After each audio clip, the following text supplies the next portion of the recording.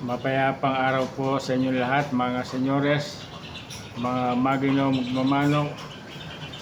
Maraming nagsasabi na ang cutting ability ay isa sa dahilan kung bakit nagiging espesyal ang isang bloodline ng isang magaling na warrior.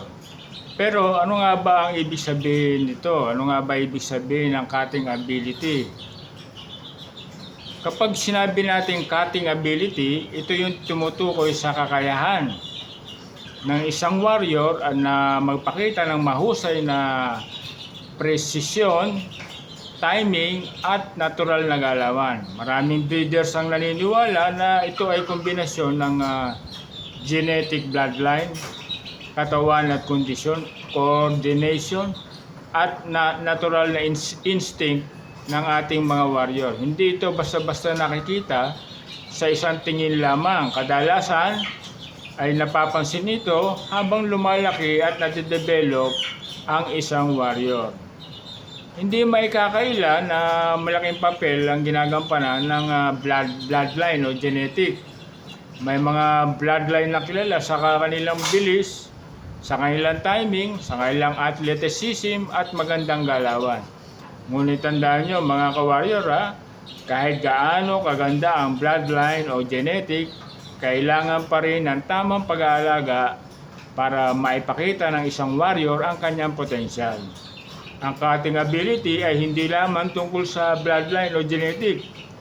Mahalaga rin ang magandang kondisyon ng kanilang katawan, tamang timbang, muscle development, at regular na ehersisyo. Kaya malaking tulong yung paggamit ng flying pen, scratch pen, cording area, paglalagay sa TP. Kapag malusog at aktibo ang ating mga warrior, dito lumalabas yung kailang potensyal. Mga ka-warrior, napakahalaga ng pagiging alerto ng ating mga warrior. Lalo-lalo na sa pagiging aktibo nila, pagiging observant, at komportable ang kailang kapaligiran. Ay kadalasan nagpapakita ng mas magandang coordination at natural na kilos. Kaya mahalaga rin ang mental conditioning at maayos na environment. Ang cutting ability ay nabubuo. Ang cutting ability ay hindi lamang nabubuo.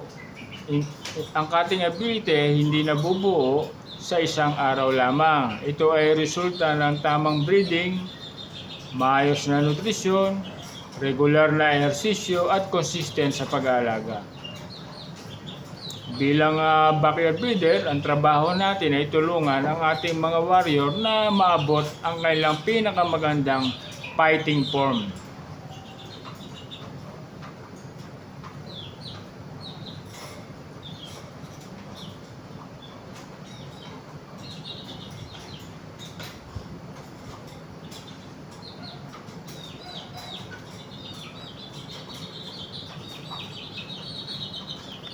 Sa loob ng ruweda, ang bilis ay walang silbi kung wala namang katapat na cutting ability.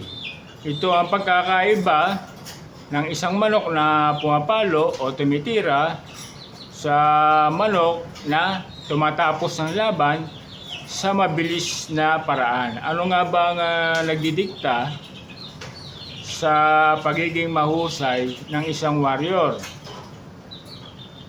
Ito ba yung tinatawag na bloodline o genetic?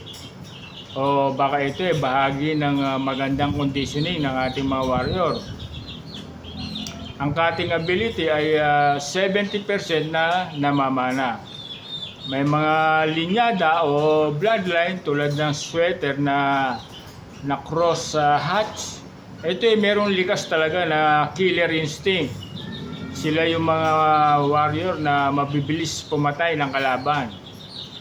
At ito rin yung tinatawag na deadly accuracy. Ang kanilang bone structure ay nakaposisyon sa kanilang mga paa Ito'y ginawa para tumama ng mas malalim at diretso kapag sila ay pumalo o tumira na may nakalagay na tare. Mas malalim ang tama at diretso, precise. Kahit gaano kaganda ang lahi, kung mahina ang kalamnan o muscle ng binti, mawawala yung tinatawag na snap o bilis sa pagtira. Kaya kailangan pinapalakas natin yung tinatawag nilang leg power. Ito yung ginagawa ng mga breeder na pag-exercise na tulad ng wind flapping at jumping. Ito yung nagpapalakas ng binti at muscle para maging mas malakas yung impact kapag sila ay pumalo o tumira sa kanilang kalaban. Ang coordination naman, ito yung napaka-importante sapagkat yung mata, yung kailang muscle, yung kailang pakpak, napaka-importante na ito ay merong coordination. Dito pumapasok yung mental conditioning na napag-usapan na natin dati. Kung alerto ang isip, mas precise, mas tama, mas tumpak ang target at pagpalo o pagsipa o pagtira ng ating mga warrior. Napaka-importante rin ng nutrition para sa cutting ability ng ating mga warrior. Ang cutting ability kasi nangangailangan ng tinatawag na fast twitch muscle fiber. Ito yung kailangan para maging mataas ang kalidad ng ating mga warrior. Kailangan ng tamang protina, pagbibigay ng mga vitamins tulad ng vitamin B complex para maging mabilis ang kailang nervous system response. Kung kulang kasi sa nutrisyon ng ating mga warrior, magiging mabigat ang kailang pagtira o pagpalo sa kailang kalaban. Walang impact, mahina ang dating. Tandaan ang cutting ability ay hindi lang ito sa matalas na tare. Ito ay kombinasyon ng tamang lahi, matinding disiplina at training at wastong nutrisyon. Ang isang tunay na warrior ay hindi lang lumalaban. Sila ay lumalaban ng may layunin at talas. Hanggang dito na lang po mga senyores, mga magino magmamanok. Maraming salamat po sa inyong suporta. Huwag niyo pong kalilimutang mag-like, mag-comment, mag-share at mag-subscribe.